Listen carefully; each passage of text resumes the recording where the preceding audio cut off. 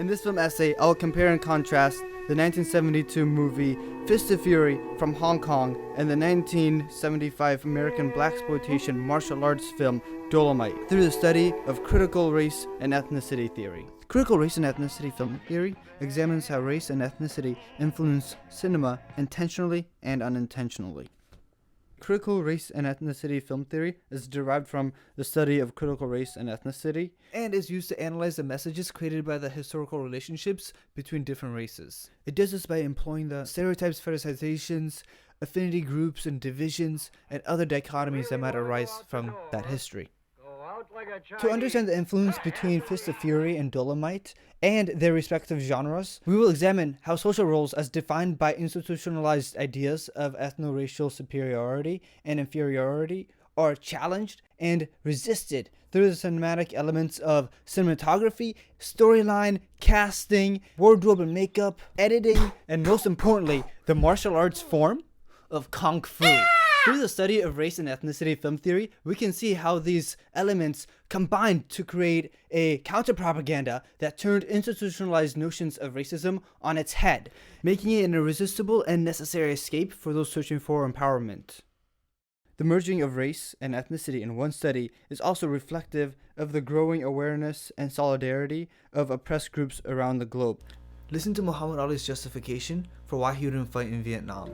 My conscience won't let me go shoot my brother or some darker people. Examining the two movies is important because they unveil a widely under-recognized history of affinity and harmony between two cultures. The theme of resistance, as well as the $3 movie ticket, and the demand for non-white protagonists caused by the lack of black and colored representation and narratives in mainstream cinema, led to the mass consumption of martial art movies. This mass exposure made Kung Fu in Eastern culture an element of expression within black culture.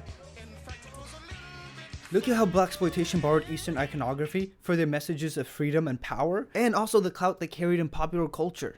Such connections are made revealing through race and ethnicity film theory, and the movies are perfect choices to compare and contrast because the influences between the two genres are strikingly encapsulated within the two movies I chose. Fist of Fury is set in Japanese-occupied 1910 Shanghai, drawing on a time before and during World War II, where foreign powers in Japan brutally occupied China's economic centers. Similarly, Dolomite is set in a racially oppressive society, 1970 America, during a time where the war on drugs caused the incarceration population to grow by 60%, burdening people of color disproportionately. In both movies, the protagonists are gravely injured by the discriminatory policies in their country. Chen's Kung Fu master is murdered by a dojo of Japanese imperialists who then deliver an ultimatum to shut down the Kung Fu training hall in a racially violent manner. Congruent to Chen's experience, Dolomite is mistreated by the system as he is framed and put in jail for 2 years, causing him to lose his club. Throughout this process of brutalization, both movies use close-ups, extreme close-ups, and zoom-ins, which were very popular in the 70s. The tight framing and the effect of having their face that big on the screen expresses the oppressed emotions that the characters feel that will cause them to explode into Kung Fu! Similar to Bruce's character Chen, Dolomite retaliates by using martial arts to claim his dignity and take back his club from his adversaries. Blaxploitation movies adopted Kung Fu from Hong Kong martial arts movies because it represented ideologies of resistance, which many African Americans were primed to accept by their experiences of oppression and the Black Power movement, which focused on resistance and self-dependence. Even though Fist of Fury's martial arts is highly realistic and Dolomite's Kung Fu is symbolic, both characters use enhanced fighting and special powers to debunk the notion that they are inferior to their oppressor. The movies flip the ethno-racial roles on their head by reversing power roles and killing the oppressor, speaking to the fantasy of those sick of mainstream ethno-racial roles. The use of heightened and special powers is a staple in Hong Kong martial art movies. Bruce's breakthroughs in martial arts acting and cinematography gave Chen special powers with realism that had really never been seen before.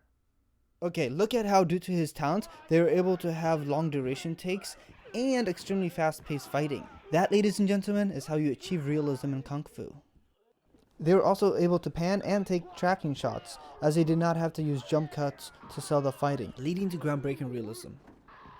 All this, in addition to the choreography, which gives Chen enhanced awareness, strength, and coordination, clearly debunks and distances Chen, and by association the Chinese viewer, from the inferiority complex created by the Japanese imperialists.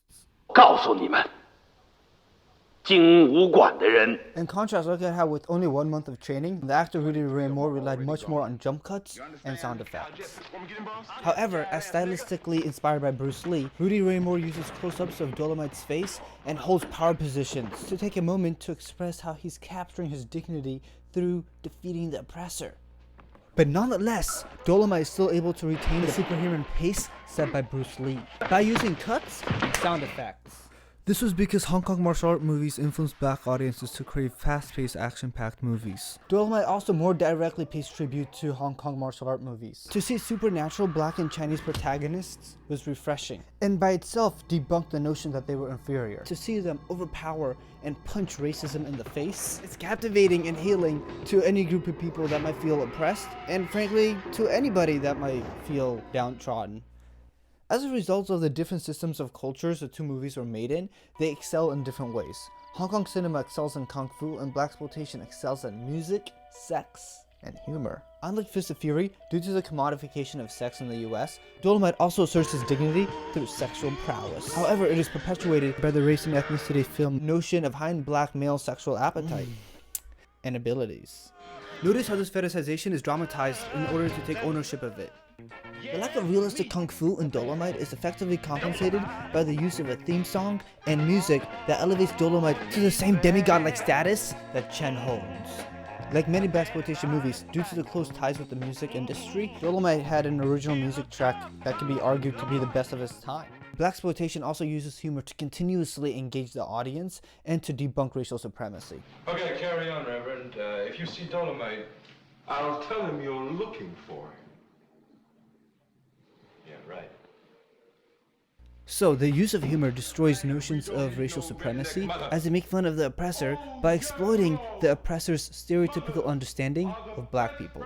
The humor is so special because it illustrates how racism is a figment of the white imagination. The act of tricking the oppressor using their beliefs of blackness, in effect, falsifies racism, making it funny but also highly cathartic. However, in a culture dominated by negative narratives of blackness, Blaxploitation was permeated in racist ideologies that were easily interpreted in harmful ways, leading to the downfall of the genre by the end of the 70s. However, in Fist of Fury, we can see humor being introduced to Hong Kong martial arts movies. Similar to Dolomite, we can see Fist of Fury using costume and ethno-racial awareness to exploit the Japanese racist perception of Chinese people in order to infiltrate the Japanese compound. The similarities in the way that humor operates and Bruce's stereotypical and self-deprecating reenactments make it clear that he was greatly influenced by the use of humor in Blaxploitation. A striking similarity is how Blaxploitation and Hong Kong martial art movies use casting to represent good and bad characters. In Fist of Fury, all the characters played by Japanese and non-Chinese actors, and in Dolomite, all the characters played by white men have insidious roles. This is done to blatantly show that the conflicts are racial, and to create a sense of us versus them that basically pumps up the viewer. Notice how the Chinese and black protagonists are outnumbered to show how they are living in a racially dominated society, setting up the stage for the oppressed to overcome the oppressor. This also demonstrates the critical race and ethnicity observation that racism is omnipresent and permeates all parts of life.